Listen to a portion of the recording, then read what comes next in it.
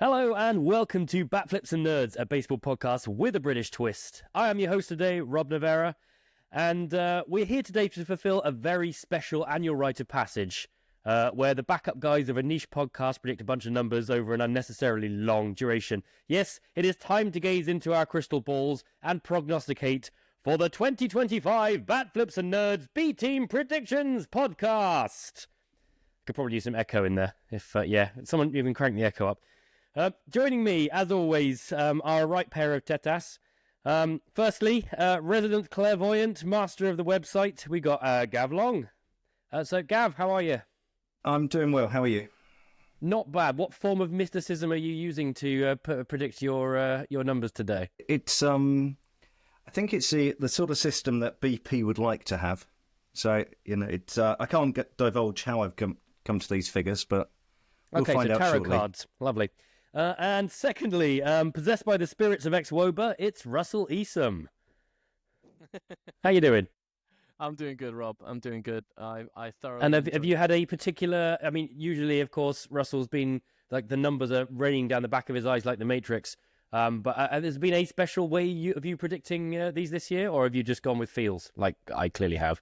There's some effort, and then there's feels on who I think are basically going to do bad, and then sell all of their players. That's my feels aspect. So I got to work out who I think is going to sell off halfway through the season when their season has been meh so far. Wow, that is a lot deeper than I've been thinking. Excellent. Okay, right. So we all know this. It is a prediction podcast. These things tend to run extremely long. So well done. Strap in. You're in for a long ride with us. What we're going to do then is we're going to go, this year we're going to go division by division, and Russell has kindly produced some graphics for us, which through the magic of the internet, if you are watching on YouTube, you should, if you look above our heads, it is above our heads, right, Russ? Well, that will decide when I actually put the video together. Above, next to, or below our heads is a graphic now, which will not only display the predictions we've all made and then how we've agreed, but also many of you who are looking and may have seen this for the first time is our brand new logo, which is our rotating bat for Bat Flips and Nerds. I was just keen to point this out quickly here on the B-Team podcast before the A-Team got a chance to do it. So look and revel at our new wonderful logo. It's all a bit of a partnership with the wider MLB community in the UK. So look out for a bit more of that coming soon. But yes, so you should, if this is working properly, be able to see it. If not, feel free to listen along. We're not going to do anything on the screen that you can't normally have from the standard podcast format. So as well as having our normal predictions, given that Gav is a bit of an internet edgelord, I'm a man-child and Russ always has to be right, we are building in some tiebreakers this year. So what we're going to do is we're going to use a random stat or something about a player and then pick a random player from the team that we are disagreeing on. That is going to be how we decide whose prediction we go with. Gav's shaking his head already because he knows this is all going to go horribly, horribly wrong. So Russell is going to be the master of the graphics today. So Russell, given that we are kind of led by that, which division are we going to start with today? Let's start with a level of mediocrity. So let's go for the NL Central. Okay, so let's start with Gav. Gav, can you take us down your running order for the NL Central and what you put in there and why? Yeah, certainly. You just want the number of wins.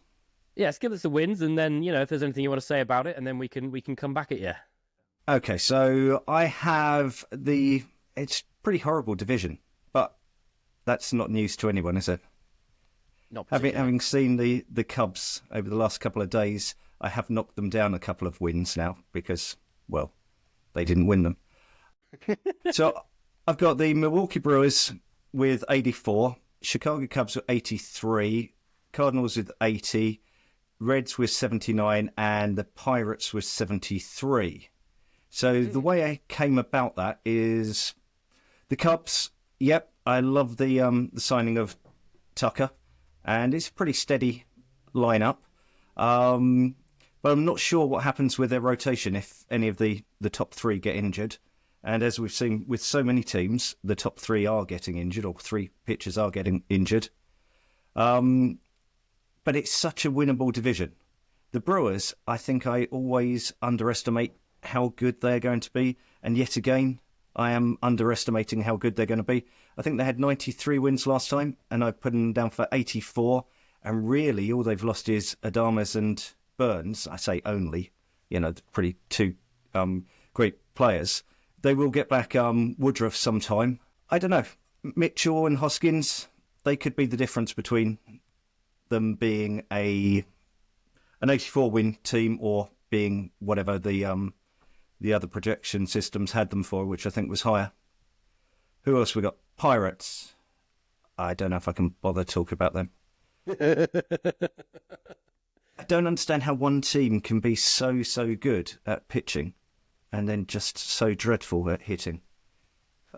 They have such a good rotation, and they've got Harrington and Chandler in the wings waiting to come through.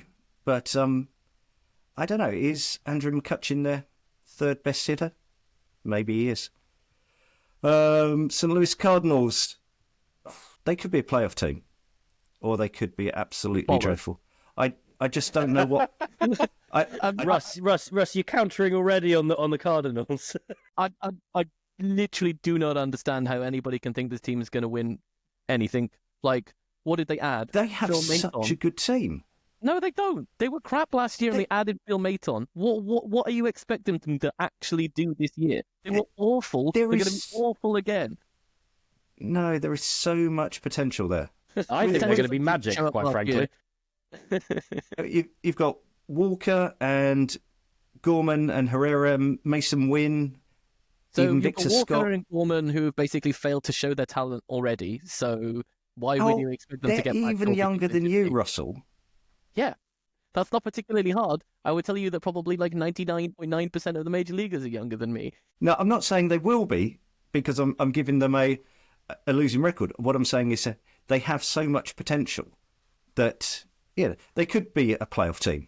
I don't understand about the Arenado fiasco, and I figure that because they're changing ownership, they won't spend any money, or even if they're there or thereabouts, they won't go for it. Have I? Oh no, the Cincinnati Reds. So that the other team you haven't spoke about. Yeah. So what I like about them is Ellie De La Cruz and Terry Francona, and that's it. No Matt McLean love. They woefully underperformed last year. Yeah, Matt McLean could be great. Spencer Steer might not be as injured as he is, but Hunter Green, maybe he is a MVP caliber. Maybe Nick Lodolo is going to stay healthy. Singer and Martinez, they're both pretty steady guys, but it does seem like one stud and 8 average players. I mean, yeah, they've certainly got also ran written all over the team, haven't they? We're with the Reds. I think we're playing around with the middle third of predictions rather than the absolute bargain bottom or the top end. Like they're not going to win 100 games. They're not going to lose 100 games. But they're certainly probably not going to come anywhere near 50-50 either. So they're going to be that sort of really dirgy bottom third without being dreadful. I kind of agree with you on the Reds there. I still think you've got them a bit high, if I'm honest. Really? Russ, what have you got? Yeah, so we start on the Reds. Like, I think the team they have right now could probably win 80 games, but I think they'll be in a position come the end of mid-season trading and the trading deadline, and they'll turn some people over. So that's why I've knocked them down a few things. Same with the Cardinals. I don't think they'll be in contention, so I think they'll get rid of some more people who will get them some prospects and come through. I just don't see any kind of like high things from that. Pirates, I don't think they'll do that. They haven't done that in ages. They don't think it's really their MO. Like you say, great pitching, can't produce a bat. Frankly, for me, Gav, that's just basically Cleveland all over again, and that's how I know exactly how it works. You have different people in, quite frankly, different people and different coaches are there to basically coach pitching and there to coach hitting. And, well, for most teams, they've got one and not got the other. So, and the Brewers and the Cubs at the top, like, if I'm honest, I got no idea. Like, we all underestimated the Brewers last year. We all thought that, like, losing Counsell would probably have some impact on there, but they kind of showed that they kind of know how to get things done. But obviously the Cubs have made the signings in this division. They've made the trades in this division, which you make you think that they are better. But like once again, it's still a bit meh. It's still kind of a who's coming down to it. The fact that hey, John Bertie is in their starting 9 is not a good sign as far as I'm concerned. Even if he went like 3 for 4 today or whatever and had 2 stolen bases, like I don't think that's a good sign that you've got a well fleshed out team. I think that's all very, very fair. Kind of channeling very, very similar most of the way through the division there. I would say I'm probably a little bit higher on the Pirates than you guy, getting all fruity early. A little bit higher on the Pirates. I feel like they've got that up and coming, and every year there's a team that is a little bit of ahead of where we think they're going to be, and I think we can all kind of generally agree that finally the Pirates are about to start digging their way out of this rut. They got the pitching coming along now, and it's starting to look like they're not going to be absolutely dreadful. And I think this could be that year where they sort of catch and they start going a little bit before. Maybe next year there'll be a bit of a fall to sort of reset them a little bit, which is why I've got them a little bit higher. I mean, not dramatically higher, Russ. I think you're very, very similar to me on the Pirates. We're on 79, 82-ish. Gav, considerably less. Cubs, I think the fact we've seen 2 games of the season so far in Japan, and we've seen the Cubs lose them both, it really does hurt it. I mean, I think consciously or subconsciously, I think there has been a little bit of a prediction dip already, knowing that they're essentially starting the season 0-2, is what it will feel to most of us. So perhaps I've been a little bit stingy on them there. So running down my order then, so I had I had the Cardinals topping the division on 86 because there's always that team. There's always that team that goes on a tear. And you know what? Gav is right. There is a lot of players on that team who've got some real potential or some recent success. You know, what could Arenado be if he has that bounce back season? You know, that could really be a bit of change. And I think there's room for in these predictions for a couple of teams to just come out of nowhere and really, really surprise us. And the Cardinals really could be that team. So I've got the Cardinals winning the division in 86. I've got the Brewers coming second on 85. Pirates are third on 82, with the Cubs languishing way down where expected in 4th place with 80. And then the Reds being a bit of a dirge at the bottom on 68. So let's start with a couple that we all seem to agree on. Looking at the Cubs, we're all there or thereabout. You got Russ 84, Gav 83, and I've got 80. I'm happy to sort of meet at the lower end there with Gav on 83. Russ, Fine with me. Fine with 3. There we go. Our first prediction is that the Chicago Cubs are going to win 83 games this year, and they're going to go on a 0-10 run and ruin that immediately for us, no doubt. Second up, we got the Brewers. Again, we're all very, very close. We've got 84 and 84 for Russ and Gav. I've got an 85, so happy to go with the consensus and take 84 on that. I think we should leave the Cardinals for now. Pirates, me and Russ are close. Gav is a long way off. What do we think? What have you 2 got? So, Gav, you're on 73. Russ has got 79, and I am on 82. So I'm happy to come down to Russell, but not an awful lot lower than that. I just don't see where their bats are, but You can win games 1-0, Gav. If you have some of the best pitching that's out there. How's a 78 to split it? sure. Yeah, go 78 on the Pirates. Yep. Lovely, 78 on the Pirates. The Reds. I've been stingy on the Reds. I'm not going to lie. I have been stingy. I think Gavin has been... so I've gone with 68 on the Reds. Russell's got 74 and Gav's got 79. I think I've been stingy. I think Gav has been a bit of a homer. So I personally would rather trust Russell on the Reds. I don't think I'd trust Russell with anything. So no, I think I'm definitely right on the Reds. If anything, I'm too low on the Reds. Wow. I'm happy to go up to like a 76 or something like that, but I'm not going anywhere near 79. I figured that you'd both have them as a 500 team, and I thought I was going to be the low guy. I think they could. Oh, they're a dirge. And I also think they'll sell mid-season because this is like maybe like not this year and is win the project. So what happens when I'm we right and you disagree- 2 disagree? Or we can We have can to have play it. our We can game have a now. tiebreaker. We have our tiebreak game. Okay, let's see if this works. Right, so Gav, you're the one who is disagreeing with us. So Yep. I need you to pick a stat or fact or something we can search about a random Reds player and then I will try and generate a random Reds player. So you just want the stat. Pick us a stat, yeah, because I don't want to pick a bunch of pitchers if it's a hitting stat. So stolen bases last year. Stolen bases, right? Okay, so that means we need hitters. I can randomly generate a hitter, and then we will all guess, and then whoever is closest, their prediction is the one that will work. So this is fantastic audio of me frantically typing. Right, let's have a look at this. So, Russell, you better not be cheating. Nope. There's he's a basically two people natural I know cheating here. with his scary mind. Yeah. Okay, so you should be able to see my spinometer of Reds players. For those of you who are listening to it, take my word, there is a speedometer of Reds players. I'm going to spin it, and we're going to land on someone. Round it goes. We have Christian Encarnacion Strand. Right, so let's how are we going to do this without relieving it to Gav? You're the expert then, right? You go first. How many steals we're going with? Yeah. Stolen bases last year 0. 0. Oh. Well, I'm going to go with 1. The answer's 0.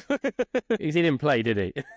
No, he played like 120 odd play appearances, but there's no way he stole anything. I reckon he's got 1 following a double steal. Go on then. Who can search this one quickest? Love your optimism, Rob. Christian Encarnacion Strand has 0 stolen bases. Okay, right. What's happened here is we've now not broken our our tie with our tiebreaker. So I'm going to respin, and it's just now between the two of you. Right. So I'm going to spin again, and we have Jaime Candelario. Okay. Gav. Me first again. Okay, no, fine. Yeah. Russ, you go first. 6. Oh, I'll go 5 then. The answer is Russ. The answer is 4.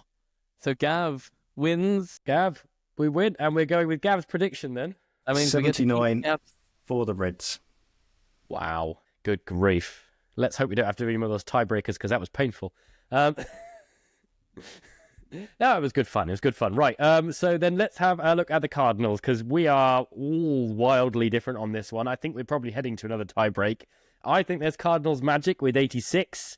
Russell thinks they're somewhere in the middle with... Gav thinks they're somewhere in the middle with 80, and Russell reckons they're only going to win 73 games.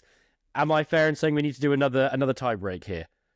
I think so. I'm going to call Unless the Russell wants then. to change his mind. Nah, absolutely not. No.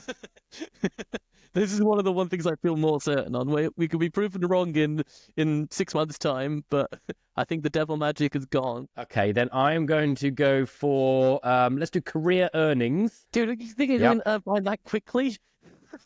I can. I've got Sport Track up ready to go. Career earnings. We're just going for a guess, and then I'm going to throw this into our wheel. Then you don't want to see the wheel because that just messes everything up. So let's spin the wheel. Career earnings of Lars Nootbaar. So I'm going to say Lars Nootbaar has career earnings going to be fairly low. I'm going to say Lars Nootbaar's career earnings are going to be 1.8 million. I'll say 7. That just $7 or $7 million?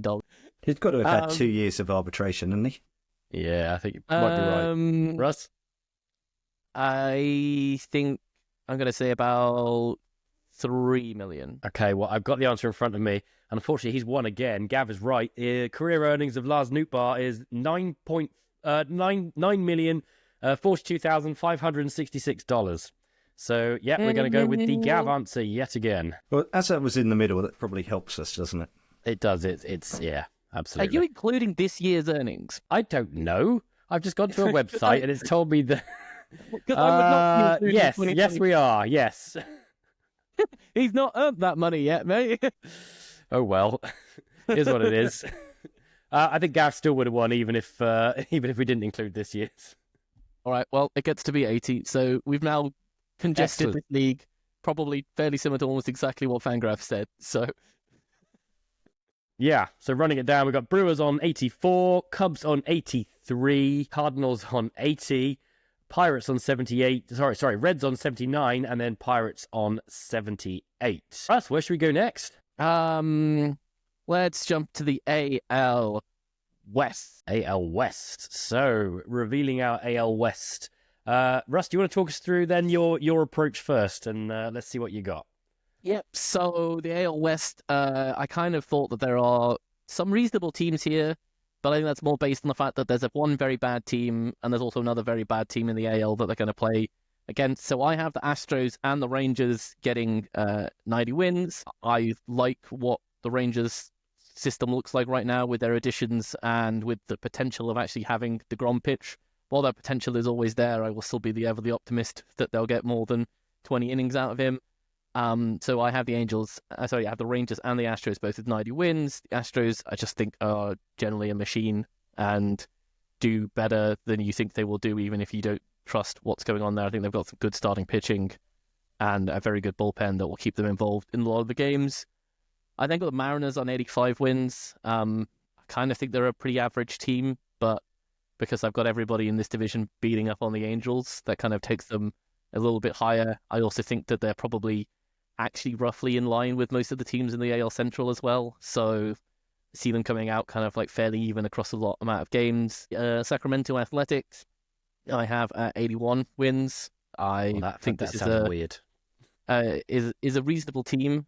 I'm not certain if they will sell anybody off in the mid-season, which is why I still had them getting to 81 wins, even though they might be out of the division. I think that their approach to kind of trying to stay ahead of the luxury tax, or not the luxury tax, so staying ahead of the amount of money they're supposed to spend, otherwise they will be sued, means I don't think they'll get rid of any players. I have to deal with like maybe getting somebody in to get to a line, and then the Angels are bad, and I think the Angels will be bad, and I think that they will probably then get rid of players, so they have 68 wins. So, yeah, 2 reasonable teams at the top, and then 1 very bad LA team. I think I mean you can't really defer far from that. I mean, I think there's, as there is every year, there is far too much made about the demise of the Astros. The Astros are still a stonkingly good team in a division that has pulled its socks up over the last couple of years. It is a lot better than it was a few years ago. So I've still got the Astros sat atop with 91 wins, and I don't think there's really anybody that's going to be that close behind him. I think the rest of the division are going to be in squabbling so much that they sort of take a lot of points off of each other. I do have the Angels at the bottom on 70 wins. They're not going anywhere. There's nothing about the Angels. They don't really have much behind them in sort of future coming either. Like their farm ranking isn't all that great. It's chipped up a little, but it still hasn't felt brilliant for a good while. The Mariners just don't seem to be able to get out of their own way. They've got all the pitching in the world, but none of the hitting, and that's going to land them squarely on an 80 for me. And then the Rangers have just been lucky for years. Last year, we saw them fall down from their false throne, and I think we're going to see a bit more of that again. Perhaps there was some hangover last year, so maybe they're not quite as bad, but I've got the Rangers on 79 at the moment. And then rounding out, I've got the Athletics. The Athletics have spent, they have definitely improved their team. I don't think anyone can argue that. And so this Athletics team I think I may have been slightly stingy at hitting them on 81, but I've got them at 500, where I think they have really pulled their socks up. This is a team that was a disaster, an absolute disaster a couple of years ago. And they have chipped away, they've improved, they've spent money, despite the whole rest of their sorry saga with their stadium. I think they're on the way back. So I've given the Athletics 81 this time. Gav, what do you got? Well, so I think we're fine on the Angels, aren't we? We're all the same on that, roughly. And yeah. I think we're roughly the same on the Mariners. Yeah, probably 500. Yeah. The Astros have got winning the division. Maybe if I'd saved a couple of wins elsewhere, I would have had them at 90. I don't think the Texas Rangers are much further behind. I think if everything goes right for the Rangers, then they could win the division. I'm still a bit scarred from the abuse we got last year when we predicted that the Rangers, World Series champions, would not make the playoffs, and they didn't. Right. But yeah, I don't think there was a need for all of that abuse on social media. But the big one is the Athletics. Come on, guys, they're not going to have a 500 team. They are dreadful. They're a dreadful team who have, luckily, they've just flung loads of mud at the wall and some of it's stuck. And they've got a few good players like Blade and Butler and Brent Rooker who have turned from players that other teams didn't really want into usable, decent players.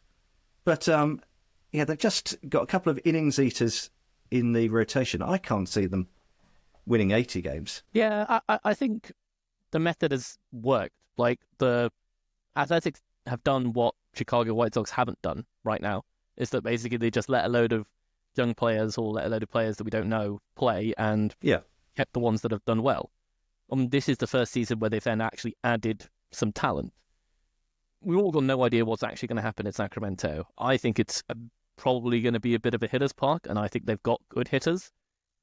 And I think the fact of playing in a AAA stadium, their pitchers will get used to it, whereas I think the other teams will do it less often and not get used to what that stadium is like and what kind of... For me, that means that like I've given them a few extra wins that I think is probably like the consensus is probably in that mid-70s range, but I could come down like 2 or 3 off them if you're willing to come up to maybe like... I could drop 2 towards Gav. I could do that. You're willing to come up to 78, 79? 79?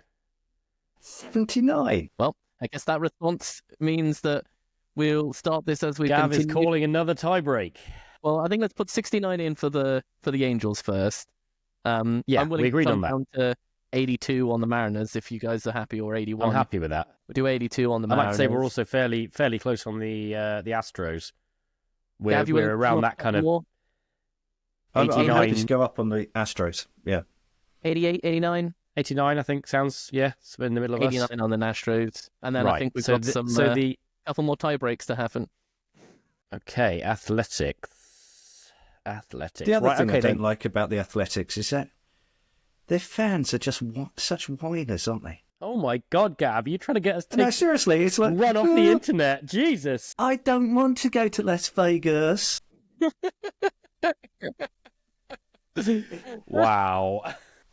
It reminds me of a Disneyland holiday when the kids didn't want to go away for a weekend excursion that we're trying to book. And I don't know. I feel like Gav's relitigating some past traumas now. Yeah. Sorry.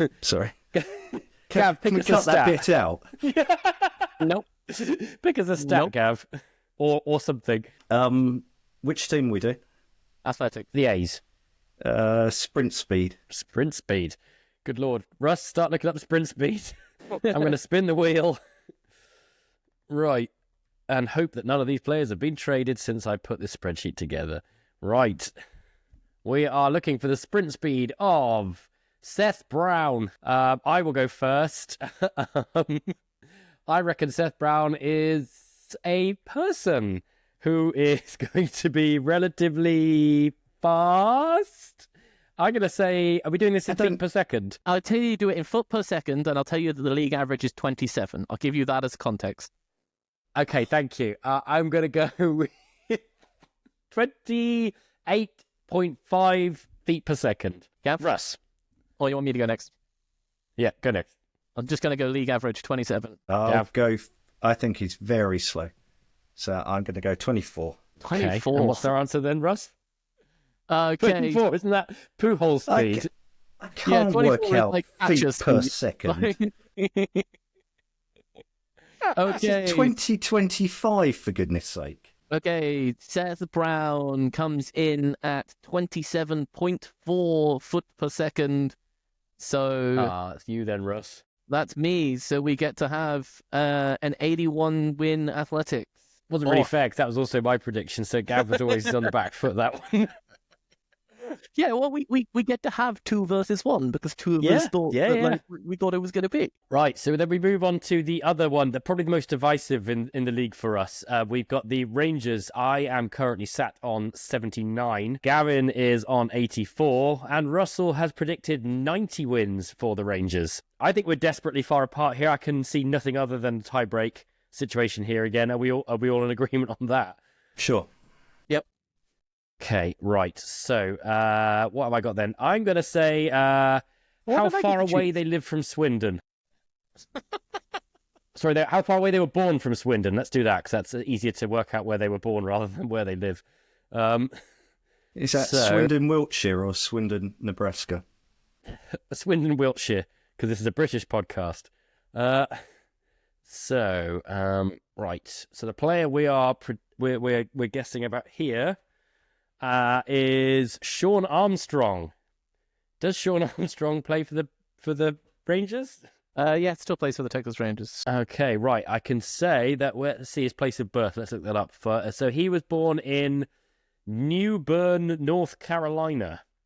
Okay, so that's an easy one. So that is going to be Newburn. Right, okay, so that's going to be 3,950 miles. Okay, I will go with 600 square. 4,600. What did you say, Gav? 3,950.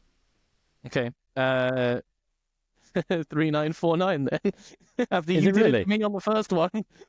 Yeah, I did, yeah. I actually Swindon and probably about New- 4,000. I know it's 3,500 from London to New York. So New Bern, North Carolina. Right, and the answer is 3,774 miles. we get Well a done, 90-win Rangers team. I'm never going to win any of these, am I? Okay, well, so there we have it then. We have the Texas Rangers apparently winning against my better judgment 90 games for the AL West 2025 season. So that completes our AL West. Bringing up the bottom, we all agree we've got the Angels on 69. Next up, we are saying the Athletics are going to win 81 games. The Mariners are barely going to break 500 with 82 games. The Astros are going to take 89 games from the year, and then the Rangers are going to win the division, despite us all saying that they were not as good as we all thought they were. They're going to win the division with 90 games. So there you have it. That's the AL West. Okay, I am going to take the NL East. Let's do the NL East next. I'll start us off then. So NL East. I reckon big bounce back guys. They've always had the talent, and they should be at the top. I reckon the Atlanta Braves, are going to come out and they're going to thump 97 games here. They're going to be back to what they should have been if they hadn't had the disastrous injuries of last year. Could set 7 wins, 7-8 wins of injuries. I think they easily could have had those last year. So yeah, I reckon 97 wins for the Braves. Phillies, I reckon the Phillies are gonna keep sort of hammering out where they are. They are a very, very good team. There's plenty to them. They've got great pitching. They've got some absolute thump with their bats. Maybe some questions over the bullpen have been answered over the last few years, but that variance there, I think there's still something to worry about there. So I've got the Phillies still doing very, very well on 92 wins. Next up, right slap bang in the middle, I've got the Mets, because despite the fact they spent all that money, they're still the Mets. I still think they're going to Mets the division, and they're barely going to break halfway, and they're only going to win 82 games. Getting down to the bottom end, I don't think there's much variance here between us. There shouldn't be. The Nationals are going to be poor on 74 games. There's nothing really there. They haven't come on far. Their great package they got back from the Padres has been fine. I don't think they've been spectacular like they sort of needed to be for the exchange of Soto. And then dropping it to the bottom is going to be the Marlins. I've got them on 72, which could be a little bit generous. Gav, how's your NL East? So I've got the Braves and the Phillies both at the top. And yeah, thinking about it now, the Braves have got Strider coming back and Acuna coming back. And yeah, you made a good point about the Phillies bullpen. And they don't. It was a bit dodgy last year, and I think it's far worse now. So maybe, even though I like Philadelphia the best to win the World Series out of everyone in that division, I think maybe the Braves will finish top. I think you're very, very, very, very generous with the Marlins. They are. What have you got the Marlins on then? I've got 62, and I think that's generous. The Nationals, I think, we're about the same, and the Mets they're quite a high variance team. They've really suffered with the couple of pitching injuries, having got rid of Severino and who else did they get rid of last year? Anyway, they got rid of two two of their main starters from last year. So they've lost a lot of innings, and now they've lost Montes and Minaya. So they're already struggling a bit. Yeah, Soto makes such a big difference to that team and could mean that Alonso hitting behind Soto, Alonso could have an MVP caliber season. I don't think he will. I think probably he'll be as poor as he was last year. But so they're quite high variance. I've got them just on 88. I think that's everyone, isn't it? Yeah. Russ? Yeah, I kind of chickened out on making a decision here, but I put them all on 90. Like, I think there are three quite high variance teams here, but I think they're all good. I think they all will be good. The Braves last season showed kind of how poor that underbelly is if they kind of don't have everything go their way. Yes, they still just about made the playoffs, but like them going back to being a 95, 97 win team relies on everybody going back to the level that we saw 2 seasons ago, which I got no idea what Acuna is going to be able to do, given the fact that like he's had injuries to both his legs now or whatever, and we haven't really seen what we can get back from Strider. So I'll be a little pessimistic on them before I kind of see something like that. From a lineup perspective, I love it. I think it's really good. I think they have a good strong lineup. Again, bit of depth is not the thing. Mets, we could talk about their pitching not being in the position they would want it to be, but it wasn't in that position last season either. Like, they had no Senga for most of last season. They've got him starting. Clay Holmes, who knows what he can actually, how many innings he's going to pitch, but he's looked pretty phenomenal doing that sort of thing. And just Soto is just an unbelievable ad. We can talk about it for so many days or whatever, but I genuinely do believe that Lindor in front of Soto will see more pitches, and I think Alonso after Lindor will see more pitches because of Soto being there, and they both should be in the position to take advantage of it. The Nationals are solid meh. They've got a good couple of players. They're not going to be in good tension. I don't think they've really got many people to flip either, so that's why I'm just putting them as solid as 32. And the Marlins, like, they'll flip anybody who plays well, so they're getting 65 wins because they're probably actually a 70-win team right now, but whoever plays well on that team and isn't young is getting traded. So, because this isn't their year, and probably even next year isn't their year, they're thinking much further down the line, so anybody who's good going to get traded. So, yeah, that's the only reason why I'm probably in the 60s for the Marlins and not actually at like 70-odd. Okay, right. So what I'm hearing is Russell could be talked up to me on the Marlins. But we'll come back to that because there's some divisiveness there. There's a couple of places we clearly agree here. So the Phillies, we are all hovering around 91. So I think it's fair. So Russell's got 90. Gav is saying 91. I'm saying 92. So I'm happy to meet in the middle there and say 91. I think that's fair for the Phillies. Equally, the Nationals are just bad. They're not spectacular bad. They're not going to make it to 500. Gav and Russ are on 72. I've got 74. Happy to meet in the middle on 73 if we all agree on that one. Yeah, good. Lovely. Right. Then we come to a few divisiveness bits. Let's, and I seem to be the outlier here. Let's start with the Marlins at the bottom then. I've got 72. Gav is saying 62. Russell is saying 65, but he's saying that is based on them trading people away if they're any good. I would say, to counter that, is that do the Marlins have any players that are any good? Is there anybody to trade away? Or is it an entirely meh team that really isn't going to have all that much to trade at the deadline? So they actually may well stay fairly put. And that's why I think Russell should come up closer to me around the sort of 70 mark. Sandy Alcantara is the only one that they've really got to trade. Old floppy elbow. All right, yeah. Next. But even if they do, they're going to get a bag of balls for it, aren't they? They don't seem to be able to capitalise on trading away their stars. So, you've got like Cal Quantrill, you've got Anthony Bender. Either of those like has a half decent season. They're not on this Marlins teams that makes the future. Like probably even like Ryan. How many wins are they going to cost you if they get traded though? I mean, really? Yeah, but I'm saying like all it takes is one of these pitchers to be like a 2-win pitcher and they're gone. And so, like I think Rob, you should be really coming down to us in the high 60s. Okay, I'll capitulate to. Okay, let's. Can I tease you with a 66? Yeah, that's fine by me, Gav. I could come from 62. I could go up to 64. All right, meet in the middle, 65. So Russ, all along.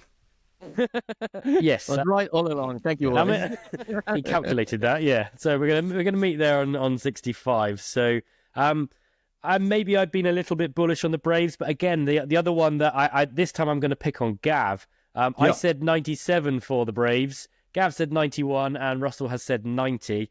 But Gavin was saying, there's some agreement here in that maybe the Phillies bullpen's a bit iffy, which is why they're not going to be quite up with them. And perhaps the Braves were particularly injured last year, which they were. So could you perhaps be talked up on the Braves coming closer to my 97? I would have been able to if you hadn't taken all of those wins and given them to Miami. There's not enough wins to go round. So, Russell, any budge? I'm not going up to 97. I could do like 92 maybe, but I'm not going up to 97. I'm 92 is too low for me. I think we're going to have to. All right, let's do the Braves. I'm calling a tie break on the Braves. Okay. I think we initially decided there was going to be a number of tie breaks we could have, but that's gone straight out the window. So, right, what should we do for the Braves? Let's have.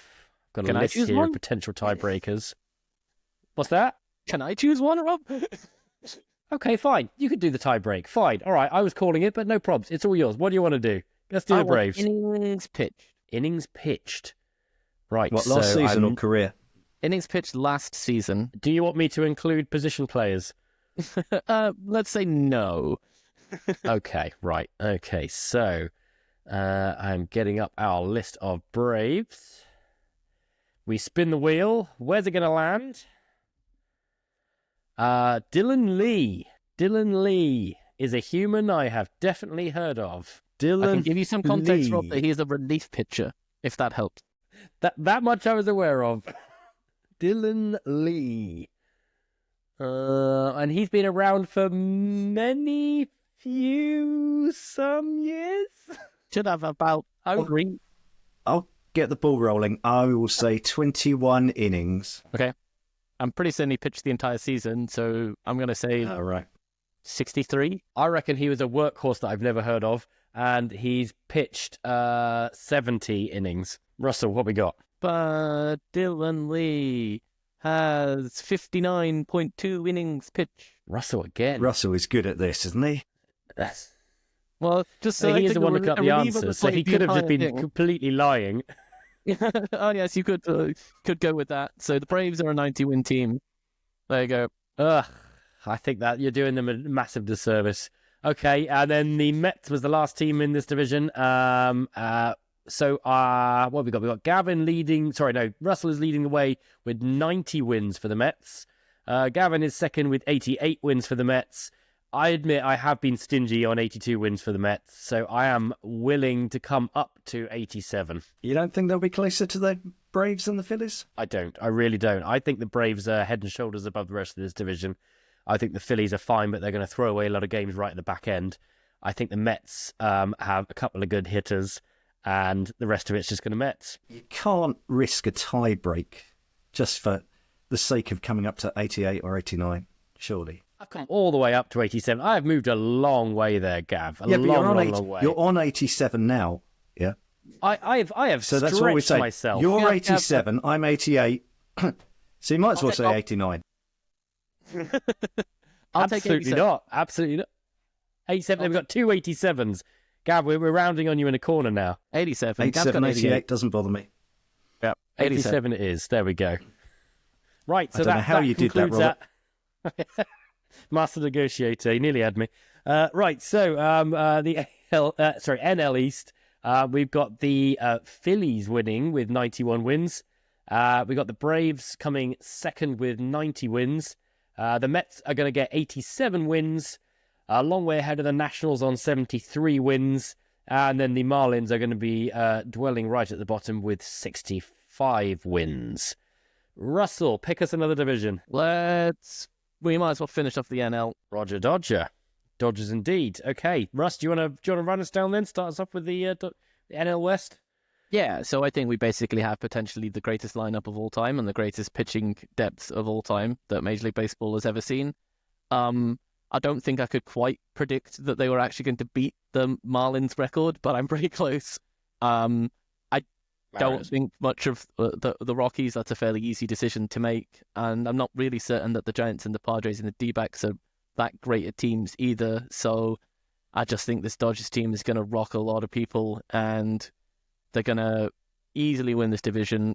107 is a bit of a punt to that. I'm really saying that they're going to be one of the best teams in baseball history, but otherwise I've got three mediocre teams in the middle that I think the Giants probably are worst, but I'm not certain on that, and I kind of just think that the Padres and the D-backs will be fighting for wildcard places. So yeah, that's my view of the NL West. What numbers are you giving us then? So Dodgers, you're going to say 107. 107 wins for the Dodgers, 84 wins for the D-backs and the Padres, Giants with 81, and the Rockies with 60. Wow. Okay. Gavin, then what's your NL West look like? I changed the Dodgers from 99 to 100 because I had an extra win to give to someone, and it was either give it to the Dodgers or take it off the White Sox. I do think that there is and it hasn't been helped by the two games that we've just seen, but I do think there's a bit of this, the Emperor's new clothes with the Dodgers. I don't think they are a historically great team. The rotation is great. The three top of the lineup, when they're healthy, are absolutely fabulous. But let's get realistic. Tony's had a few injuries. Freddie really struggled. He was fantastic in the playoffs. This is Freddie Freeman. He was fantastic in the playoffs, but we didn't know if he could run then. He and Betts have already missed this series. Betts is trying to move, he's 32, 33, and he's trying to move to shortstop. So there are injuries to be had there. And then you take one or two of those out of the lineup, and yeah, they can mix and match. Yeah, it's like Andrew Friedman is doing what he did at Tampa Bay, but he's doing it with money, because no one really thinks that Kiki Hernandez or Edmund or Pahaz or Teoscar are really that, or Teoscar maybe, but they're not great players, but they do get the best out of them. So I would be surprised. They didn't win 100 last year. I'd be surprised if they won 100 this year, but I've put them down for 100. I think the Arizona Diamondbacks are going to give them a run for the money. I don't think they'll win the division, but I think they could take them in the playoffs or go further in the playoffs. The fact that you've got Corbin Burns coming to you saying, I want to pitch for you because I'm from Arizona, it's just such a fabulous bonus for them. I can't really pick between the Padres and the Giants. Padres seem to have more talent, more quality. And yeah, the Rockies are just going to rocky, aren't they? Yeah, the Rockies are going to rocky, but I don't think the Rockies are going to rocky that hard. I reckon I've been generous with the 69 wins. They're probably a couple less than that, but I think I'm in the similar sort of region to Gav there. Who you said 63 for the Rockies, I can see here. Giants, I'm in agreement already. Yeah, absolutely. We're about 500 for that, so we can pretty much lock that one in straight away. The Giants are fine, there's nothing wrong with that team, but there's nothing particularly brilliant about it either. I really like the addition of Willie Adames. I think he's gonna be a big plus for them, but beyond that, there's nothing really exciting me about anything new with the Giants to think they're gonna be anything better than last year. I reckon the Padres are going to be better. I reckon the Padres are a great team. I reckon they are right bang in the middle of turbulence at the moment. I think this is a team that a couple of years ago we were all predicting to beat the Dodgers, win 102 games, and do the business. I think, yeah, there's been a couple of subtractions, which is why I'm not saying they're going to win 100 games. But I think that same Padres team right now is sat amongst a club in turmoil, and that can do one of two things. They can go down the pan and they can be terrible, or they can kind of get that sort of struggle against adversity. Nobody believed in us, cliche. And I really think they got that because they've got the players there. They've got the staff to really make a go of it. So I got the Padres in 92 because we are not far detached from them being predicted to be a great team, and then their owner died. So, I'm in on the Padres, probably a bit higher than you two. The D-backs, again, solidly 85. I'm with you on that. And then I am Team Gav when it comes to the Dodgers prediction. I've got 100 as well, and for the exact same reasons. There's far too much James Outman playing on that team to call them, one of the best teams of all time. Like after that first 3 or 4 guys, that lineup is going to be okay. Now they may well hit it, and look, I'm still predicting 100 wins. This is still going to be a brilliant team. I just don't think they're going to be, drop to your knees and worship brilliant. Yeah, I can see that. I just think that people underestimate how actually having okay from like 5 to 9 actually makes a difference. And I'm not being bad, but some of those teams, like we look at the Braves, 6 to 9 on the Braves is shocking. That is what's gonna hurt them in a lot of games. We saw basically the Dodgers win 2 games against the Cubs without probably their second and third best hitter. So I just think that depth is I'm fine to be brought down to kind of if you were give me 102, would you go so far? I can do 102. I would prefer 101, but I could do 102. Gav, how do you feel about the Dodgers? I mean that is one hell of a rotation, isn't it? What did they win last year? 98. Or no, they weren't a 100-win team last year. If they were a 100-win team last year, we'll say 102. If not, we're saying 100. I like it. And the answer is they won 98 games. So you're giving them 2 extra. I want more. So, come on, can we meet them at 101? Let's go 101. They are a damn good team.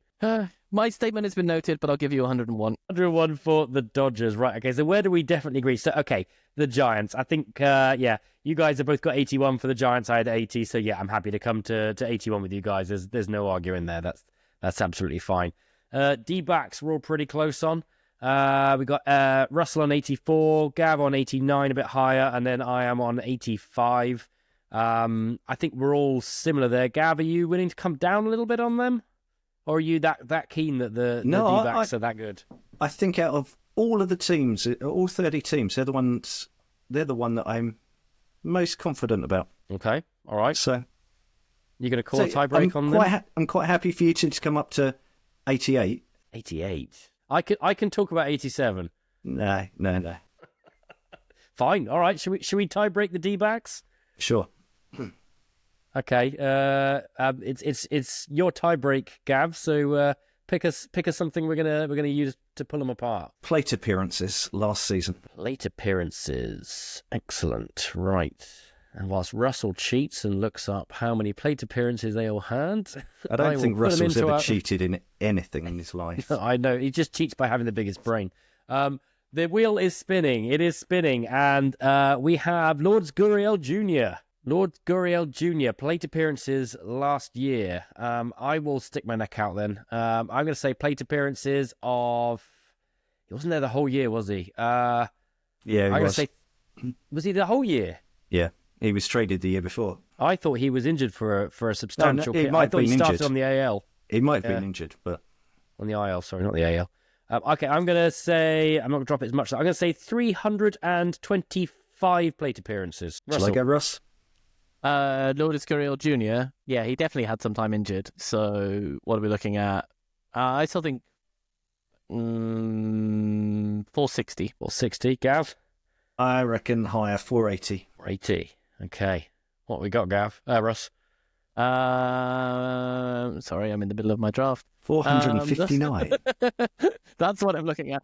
Lourdes Gurriel Jr., 553. Oh, dear Lord, he pretty much... Wow. He missed, he played 133 games, but he must have played pretty much all of the ABs in those 133 games. So, to Gav, we go. Well, 89 wins for the D-backs. 89 wins. Yeah, can't argue. That is 89 wins for the D-backs. Okay, right. Padres, you guys are very, very close, 84 and 83. I am much higher. Have I convinced either of you that there is something in maybe a win or two? And, okay, I'm conceding I'm too high, But am I maybe a win or two? Have I managed to convince you that the Padres are better than you guys have put them at basically a 500 team with all that talent? Yeah, I reckon maybe I was a little bit unfair on 83 and I could give them an extra couple of wins. I don't think the fact that we thought that they were going to contend with the Dodgers a couple of years ago and then their owners died, I don't think that really has that much bearing on it. They've still given away a lot of talent, and after Cease and King and Pavetta, yeah, you can see it's a decent lineup, yeah. I could go to 85, 86. I could take 86. I admit I've been a little bit hasty here. 86 it is. Russell, how are you feeling about the Padres? 86. Great, lovely. And then last of all, we've got the Rockies. You two have been absolutely hitting down on the Rockies, saying 60 wins and 63 wins. I've got 69 wins.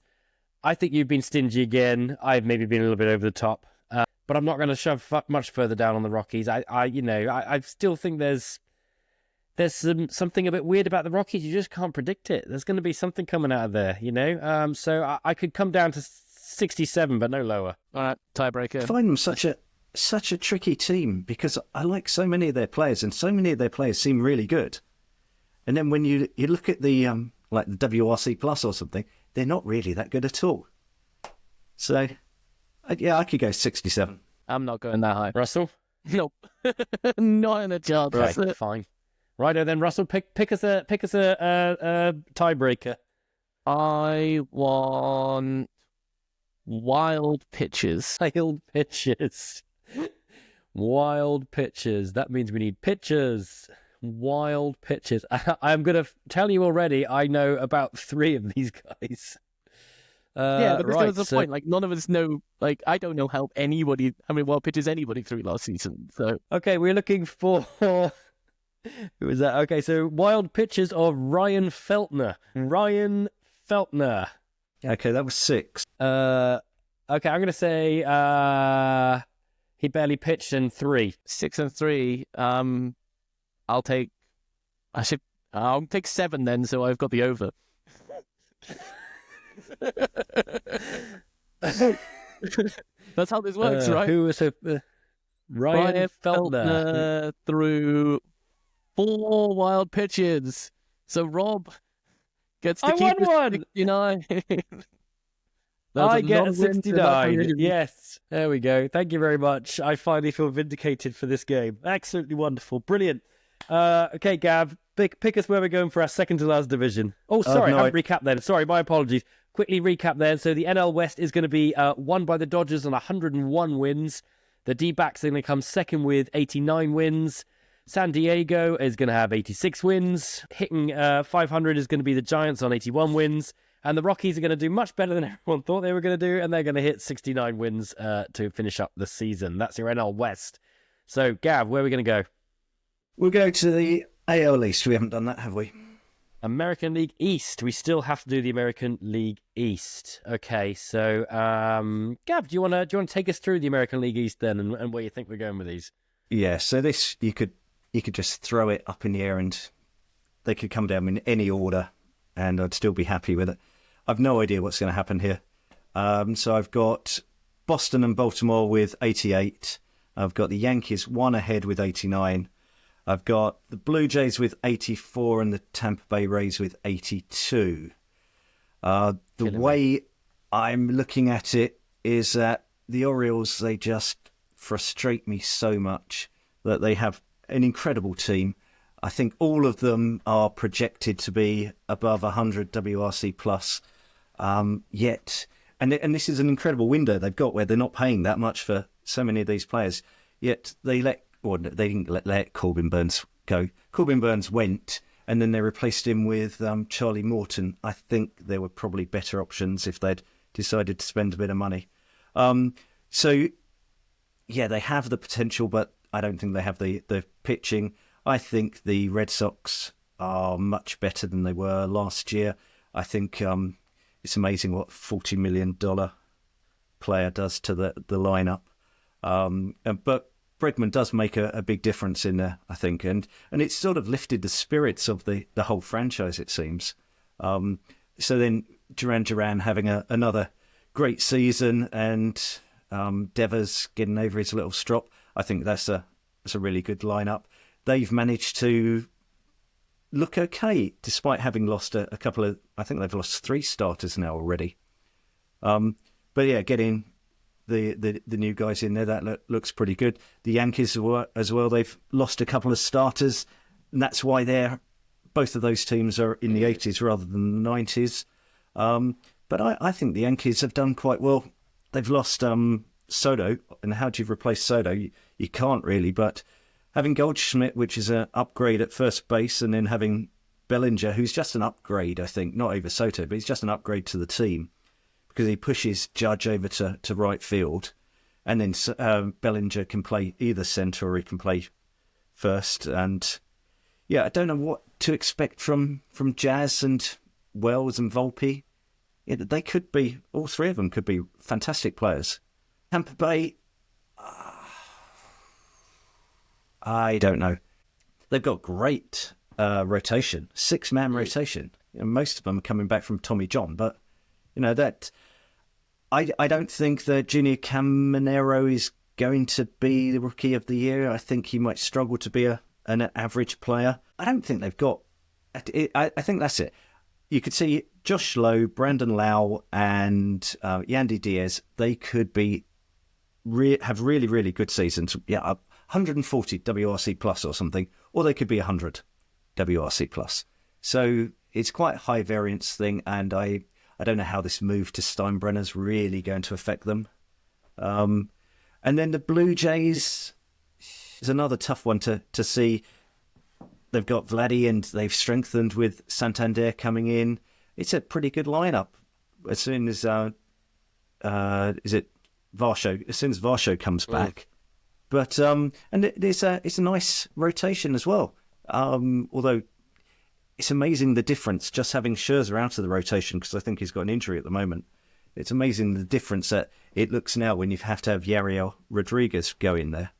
But I think they're going to be above 500 just, and Tampa Bay just below 500. But if you told me that you had predicted Tampa Bay to win the division, I don't think I could argue, really. Okay. I mean, I'll speak a little bit about the AL East. I probably could argue with that. Taking the Rays, I would say I do think there's been a little bit of an underestimation of that rotation. It is deep, and it is strong. You got guys who came on really well at the end of last year. You got an ace going straight back into the top of that rotation in Shane McClanahan, and a bullpen that there are sneaky guys in this bullpen. One of the regular breakout picks that a lot of people have picked is Mason Montgomery this year. Having seen what he's done, he is almost nailed on to be fantastic this year. And the rest of the bullpen is good too. A really, really good bullpen. I think the pitching for the Rays, and they always say, if they can stay healthy, I'm not even that worried. Like, they could genuinely afford to lose a couple of guys at the moment, and they're still going to be an utterly dominant pitching staff. Bottom half of the lineup is, as Gav has pointed out, a bit of a disaster. Like, we are really hoping on some guys turning careers around there in order to just get back to sort of average. So Danny Jansen was a nice pickup to take. It was historically been a problem spot for the offense in the catcher position, and that is going to make a difference. It is going to make a difference. It's going to pull that floor up. But is it going to make much difference from where we were last year? Probably not. I've got the Rays at 82. 81. Coming second bottom in that division. The only team I've got below them is going to be the Blue Jays, and it's again, I'm going on vibes here rather than on cold hard facts, but it feels like a team that has missed an opportunity to be great and is sliding out of contention. There's a very, very good chance Vladdy walks halfway through this season. I can just see it all going a bit south for them. So Blue Jays, I got on 78, only just under the 500, but I got them on 78. The better end of the division, though, Orioles, I can see the Orioles doing fine. They're the kind of the opposite of the Rays. They got that fantastic lineup. I'm not convinced on their pitching in the slightest. Really, really not convinced there. If they were to get that together, put a couple of bits in, just a couple of guys over the next few weeks, they could really catapult them to being the top team in this division. But as it stands, I got the Orioles at 88. Red Sox, the big climbers. I think everybody knew they're going to be the big climbers. I've got them all the way up on 90. I think they've got a real chance to do something here. There's a real good feel coming back to that team. Again, Gav, you hit on that. So I'm really, really happy on the Red Sox being... I'm not happy about it, but really expected the Red Sox to be much better on 90. And the Yankees still, even despite, both of Giancarlo Stanton's elbows, I still have them just pipping the division with 91. Once they missed out on Soto, they did make some improvements. They went out and they got some guys. So yeah, 91. But Gab makes a fantastic point. If you were to turn this division upside down, other than really the Rays being at the bottom with the Blue Jays, I mean, the rest of it, yeah, they are a jumble. They could be anywhere. So that's where I got 91 for the Yankees, 90 for the Red Sox, Orioles on 88, Rays at 81, and Blue Jays on 78. Russ? Now, Russell's going to tell us how we're wrong. So I don't necessarily disagree that I think that like the Blue Jays and the Rays are like at like the 74 and the 77 wins that I have is because I think they're going to be bad and they're going to trade and they're going to get worse.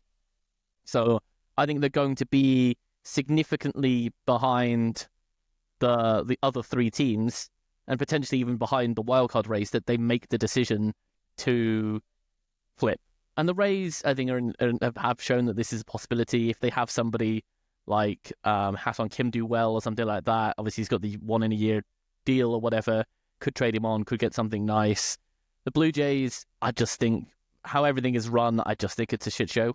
I genuinely do. I just don't think whatever has gone, how you just do not like get a deal sorted with Vladdy. Maybe the money that they were talking got a bit ridiculous, but you got to make that deal happen. Like, you cannot lose generational talent like that, especially after the season that he showed last year. And so I just see it all crumbling down this year. Otherwise, Red Sox, I'm probably a bit optimistic on. I do like what they did during the off-season, but I thought I was a bit optimistic, and you guys have gone even further than I did, which was a bit surprising. And Yankees, losing Cole makes a bit of a difference. And if I'm perfectly honest, if you want to talk about a lineup that's not deep, this is basically like potentially one of the worst lineups on a good team that you've ever seen. It's basically play the guessing game of who's going to be the second best hitter on that team. Do you know who it's going to be? You're convincing me. Do you think they're going to have a WRC plus better than like 120? I don't. And so it's like it's Judge and whoever decides to turn up. Will they get a full season out of somebody like Wells or Rice? Will Jazz show what he can actually do? Will Bellinger look like something that we know he can do but hasn't looked like in a while? There's lots of if buts, but like as if buts were candied in coconuts or whatever that phrase goes. I just don't see it there. So to me, I have the Orioles top. I think they have enough of the pieces in the right place. Obviously, the loss of Burns is not good. I'm frustrated because I still think the Orioles are a good team, but they could be better if they had made those moves, and they would have really shown that they were the best team in the AL, and that really would have put them in a much kind of like more competitive position. But yeah, I could move up on the Red Sox and the Yankees, and probably even the Blue Jays and the Rays, but that's just my reasoning for them being so low is that I think they're going to do bad and they're going to trade. Okay, so what numbers are you giving us for the division then? So I have 90 wins for the Orioles. I have 86 wins for the Yankees and the Red Sox. I have 77 wins for the Rays and 74 wins for the Blue Jays. Okay, looking at these numbers then, we're not that far off on each other. We potentially could avoid a tie break on this one if we're congenial to each other, and we reach out hands across the internet. And so let's start where we're very, very close then. So Orioles, first of all.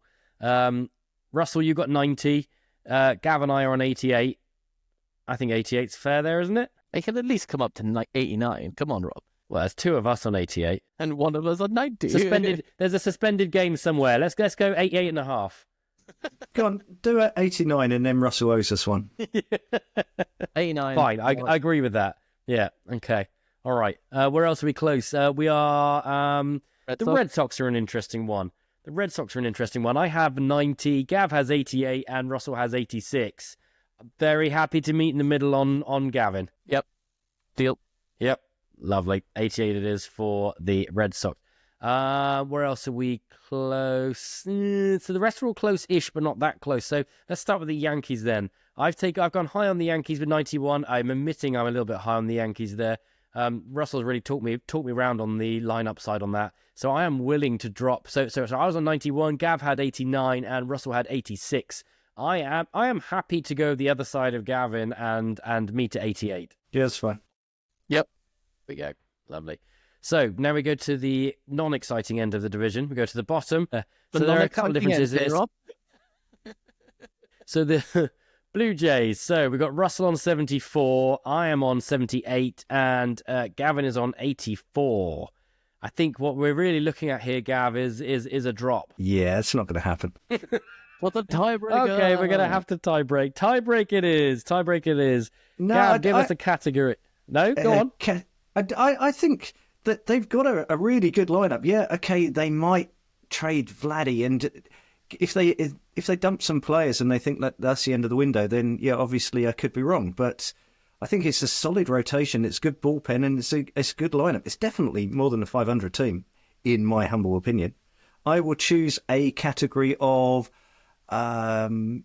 year they debuted in MLB. Okay, I like that one. Right, and I've got this all lined up. So let's spin the wheel. Let's spin the wheel. It is spinning. It is spinning. Where's it going to land? It's landed on Jeff Hoffman. Excellent. Jeff Hoffman. So, Russell, do you want to take a stab at Jeff Hoffman to start with? Yeah, 2016. Okay, that was really confident. He's horrible, isn't he? Key. I am going to say 2017. So then I've got to say 2015, yeah? You've got to, yeah, absolutely. No, well, I'm not going to. I'm going to say... Oh. What did you say? 2016? Russell correctly got 2016. I said 2017. I'll say 2018. I'll go the other way. Okay. The answer Put us out of our misery, Russell. I literally looked at this like 2 days ago. So the answer is 2016. That doesn't seem fair. Okay, I'm so looking at people that debuted for Colorado that turned out to be semi-okay, but not for Colorado. And he's right in there, debuting back in 2016. That is an in-the-weeds search. Players who were sort of okay for Colorado. Brilliant. Okay, well, there we go then. We have Jeff Hoffman. We have 74 wins for the Blue Jays. Gavin is furious. And that leaves us with the Tampa Bay Rays. So Russell had 77. I had 81. And Gavin has 82. I'll come up. I can come down. I can come down to 80. With 80. I'll come up to 80. We can do 80? Yeah, I'm not using the tiebreaker game. Don't like this game. Because Russell always wins. I knew it was a bad idea playing this with Russell. You were right, so the AL East is going to... I was like, no, I'm not going to win that. I want something I'm going to win at. So the AL East is going to finish with the Orioles winning it with 89 wins. Then we're going to have... it's going to be an interesting runoff between the Yankees and the Red Sox with 88 wins. The Blue Jays are going to be... the Rays are going to be next with 80 wins, and the Blue Jays are going to be basement dwellers with 74 wins, which now I say it out loud does sound a little bit harsh, but too late. It is inked in. Right, so leaving us with the most exciting and best till last, we have left ourselves with the AL Central for our grand finish. So if we can reveal our predictions for the AL Central, Russell. Our predictions for the AL Central are... Wow. My eyes. Okay, we are wildly differing on these. So I'll run down mine first then. So I've got the Twins winning the division. The reason I've got the Twins winning the division is I think they would have... I've got them winning with 90, and I think this is kind of where they should have been if something, goodness knows what, the wheels hadn't come off towards the end of last season. They were on course, they were doing fine, and then it all went to hell. Now... something's clearly happened in, to my mind, something's clearly happened in that clubhouse, and they weren't able to pull out the skid. So I'm going to say that the skid doesn't necessarily happen, and they do end up more sort of where their natural talent says they should do. And that's why I've got the Twins winning 90 games. Following them in the division, I've got the Tigers. I think they continue the good work they were doing. I think they're exciting. They're young. There may be time to move on from Javi Baez, but otherwise they're good. There's a lot of good stuff going on here. They've moved Torkelson to the outfield, I believe now. Is that right? They're trying some stuff. They got a manager, I think, who is genuinely considered to know what he's talking about. So I've got the Tigers playing 88 wins. Dropping then to the Guardians. Guardians, goodness knows what they're doing to keep going the way they have. Like the pitching works. I don't understand how they've managed to keep going with that lineup, but it's fine. They'll be all right. 84 wins. They're not going to set anything on fire here, but they're going to be fine. And then I've got the Royals. I think the Royals last year, I think they're going to fall back a bit. I think a lot went right for the Royals this last year. I think the Royals were sort of playing that 90th percentile of everything. They've got some absolutely great guys in there. A lot of the supporting cast, the Pasquitinos are looking great. There'll be obviously Bobby Witt's going to be leading that team again. But the pitching side, I think there's some regression to come, and that's why I only have the Royals winning 75 games, maybe a little stingy, 75 games there. And then at the bottom, the White Sox. They were dreadful then. They're going to be dreadful again. They've not really done anything to sort out that team. I can't see, definition of insanity is doing the same thing over and over again and expecting different results. They did it all last year by not changing that team up and trying out a bunch of young guys. And I think they probably end up doing the same thing again. So I don't see them, there's going to be a little bit of regression to the mean, but that's why I've only got 50 wins for the White Sox. That's it. There's not much going on there. Come at me. We're all really different on this one. Russell, what you got? So we might as well start at the White Sox. I put 56. I thought I was going to be the high on this. I am the high, but not as much. You are the high. Gav was definitely suggesting at some point on the weekend that he was going to throw out a 30 number here. So he's come back to some senses on what sort of thing. This team is bad. They'll be better than last year, mainly because if they're not better than last year, they have something institutionally wrong at that club that is beyond just like having a terrible owner, and like that there is something wrong even like at the player development level, so bad that it's unbelievable. I have the Twins at 77 being the fourth best team. I don't think they're good. I think that like they showed what they were capable of last season. You can suggest maybe they've had like some additional players come through, or picking up like Ty France and Harrison Bader. Is that really what you think is going to make them improve as a team? I don't. I think they're full of injury-prone players. They're going to rely on platooning between like Wallner and like and Harrison Bader and Trevor Larnach and Austin Martin or whatever. I just do not think they're a good team, and I think they'll have to flip during the middle of the season when they're being bad. So that's that. Guardians, I generally do not know. Like, I've put 81 wins here. This is the ultimate passing of the buck here from the person who is the Guardians fan. There is a piece coming, Gav. I do promise that I did say I would do it on the season preview for Cleveland. It's half written. I've done my pessimism, but I said I would do some optimism as well, and I need to kind of come up with the optimism. But yeah, I just don't know. This team is like, you can't expect your four relievers to pitch below 2 ERA again. It's just, you cannot expect that. So who's actually going to like throw the innings and do good enough? I just don't know. And then from a hitting perspective, it's like, well, there's Jose, and then who else actually turns up?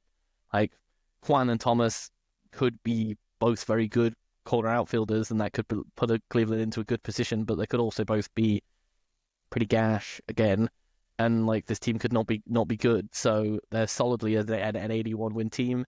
And then the Tigers and the Royals, like, I like the use that both teams are kind of coming through. I think that they've both got top of the rotation talent that will be just get them that kind of 15, 16 wins, potentially 20 wins in a season that kind of ties you over and gets you into a position that you can be challenging for a divisional title or challenging kind of like for playoff contention and that sort of thing. So yeah, I've got them both at 86 wins and tied winning the division. Gav? Good. Gav, come back. I do really like the structure of MLB with the 6 divisions, because it does make it makes it really competitive for so many of them. And the AL Central, Chicago White Sox are obviously the worst team in the sport.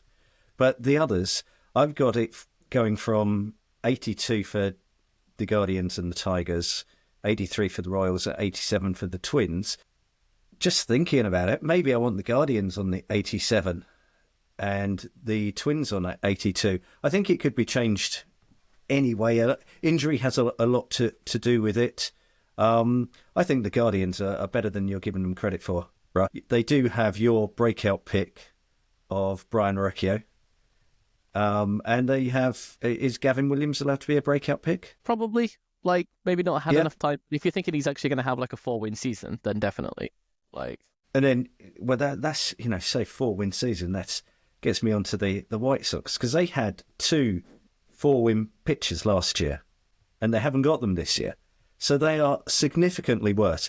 I was going to put them down for 39 wins, but I can't actually remember the whole conversation because we'd had a few beers. But on Friday, Russell was telling me that you could roll out a bunch of guys, any old bods, and they would still get 60 wins. It was something like that. I can't remember the exact details. 48, not 60. Quad A players, basic. That's the whole definition of what replacement. Quad A, right?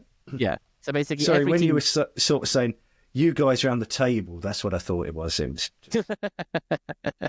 Oh yeah, we were all Quad A players. Yeah.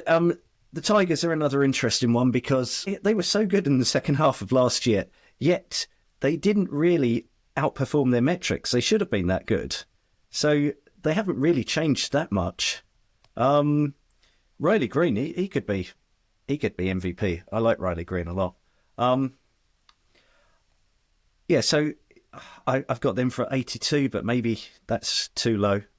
And the Royals, Jonathan India, that's a nice acquisition, isn't it? He's going to score at least 100 runs. But maybe they overperformed last year with Seth Lugo and Cole Reagans. I don't know, really. So what have we got? Start with the White Sox, because that was quite an easy one, wasn't it? So looking back over what we got, the White 50, Sox 55 and 56. Yeah, and you saying you could have gone 39 here. You know, I think you've been a bit generous to my mind. I think we're looking at the bottom end of the 50s. What have they done to make this team better than the drivel they were last year? Well, Mike Tolkman. Yes, okay, Brandon Drury. Travis Jankowski. I am amazed Rojas. Travis Jankowski's still playing. Okay, and they haven't traded away Luis Robert yet. I can maybe come up a win or two, but I can't see us going much higher than 51, 52 wins. I think, honestly, this team is absolutely the pits. Come on, Russell, can you come up at all? Come down, sorry? Oh, I can come down. Like, yeah, anywhere like in the 50s is reasonable to me. I just chose 56 because it's somewhere in the middle. So, like, if you want 53, I'll come down to 53. I want 52, if I'm honest. What do the other projection systems say? Well, they project 60 because effectively it's really hard to project to be like that bad. Like, even like they say, like the Dodgers, like, if you actually predict a 100-loss team, you are a very bad team. Like, they are very bad. The only reason why the Rockies are predicted much worse than the White Sox are is because the Dodgers, the D-backs, the Padres are all better than the Tigers, the Twins, the Royals, and the Guardians. So they're just going to lose more games against those teams, not necessarily the fact that the Rockies are that much of a worse team than the White Sox. I think it is an indictment that those other teams in the Central aren't that good, which is why the White Sox will get something in the 50s. Do you know that they swept the Angels last year? You know, the Cleveland lost more games to the White Sox, I think, than any other team. So, I saw the Rays play the White Sox last year, and it was the White Sox were 16-2, and I managed to see one of those two. Sorry, 2-16. I saw one of those two. So I was impressed by that. Okay, so we're hovering lower 50s, surely, right? Surely, can we say 52? Yep, 52. Yeah, 52 is fine by me. 52, lovely, wonderful. I'm regretting not being more bold and going for 39. But right, so let's have a look at the Guardians then. We're all close-ish on the Guardians. Russell is on 81, being sad on his own team. And we've all actually predicted our own teams as being pretty much on 500. So Russell predicted 81 for the Guardians. Gavin has predicted 82, and I had 84. I am happy to come and meet around the Gavin mark at 82. I'll go 82. That's fine. Great. Let's do 82. Then we start diverging a little bit. Let's start with the Tigers, with the least divergence of the remaining ones. So we've got, I'm fairly high on the Tigers at 88. Russell isn't far behind me on 86. Gavin, however, has got the Tigers on 82, which to my mind is stingy. Yeah, I'm happy to go up a couple. Can we get you up to 85? 85? 85, yeah, could do 85. Go, we're getting through this. Fantastic. This is where we start to get unstuck, though. Royals, I think we're tricky here. So I've got the Royals on 75. I do not see that they can redo what they did last year. I really do not see that their pitching is gonna stand up to that. And look, 75 isn't that far under 500. It's quite a long way. Gavin has 83, so it's not that far. Has 83, and Russell is on 86. I cannot see how we avoid a tiebreak over the Royals. Did you make a typo, Rob? Did I? Where have I typed? No, I didn't make a bloody typo. How rude. How rude. It just seems, it seems ludicrous that you'd think that they were so low. Well, I'm trying to be bold here as well. Come on, man. Right, okay. So Kansas City Royals. Finish it off. Double tiebreaker to finish it off, Rob. Let's start how right, we so Kansas City Royals tiebreaker. I will pick a Kansas City tiebreaker then. I'm going to say the number they currently wear on their back. So let's pick ourselves a Royal. It's going into the wheel. The wheel is spinning. Where's it going to land? Who knows? Who knows who half these people are? It's spinning. It's spinning. We have two blanks for some reason. It's landed on a blank, so we're spinning again. Bobby Witt Jr. Bobby Witt Jr. I must say that I have no idea who numbers for like, I know a couple of Rays, but that is about it. Bobby Witt Jr., I'm going to guess at 14. 2. I thought it was 13. Russell? So... You're with 13? Yeah. Okay, all right. Let's get him up. I think I can find this one. Bobby Witt Jr. 7. According to baseball, number 7. 7. So yep. Gav was closest, I think. Gav was closest. We get the Gav result here, which was the outlier. No, Gav was the middle one. Oh, no, he was the middleman. That's fine. Okay, no problems. Fine. Right, let's finally then. Who thought we were going to finish this with the highs of the Minnesota Twins? But we're clearly very divergent on this. I'm on 90. Gav is on 87, and Russell is on 77. So, as ludicrous as you think my prediction for the Royals was, this is possibly even further away from the mean. Can you easily see what it should be to make everything tally up, Russ? Easily no, but I can do some maths if you're all willing to vamp for like 30 seconds. Okay, Go on, Rob. Yes. Whilst Russell is doing the maths for us, let's do some of our outro first. Gav, can you talk a little bit about the website at the moment? So you've been going through the season previews. Where are we up to with the season previews on the website at the moment? We're about halfway through, and we're just going to go to 2 being released a day.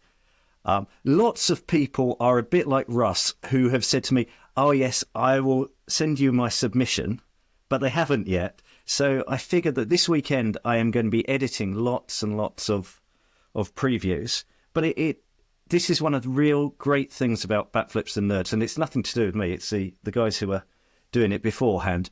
Is that anyone can submit an article, and now we've got 30 different British writers, British fans who just turn their hand at writing, and they're submitting a preview about their team. So it really is becoming a great community to be part of. Absolutely, and I've got it. The first thing I'm going to do when I read it, I noticed today we got the Tampa Bay Rays season preview by Mark Strange has gone up. Haven't had the chance to read it yet, but that is where I'm going to straight after we finish here. So half the team's there, the other half coming.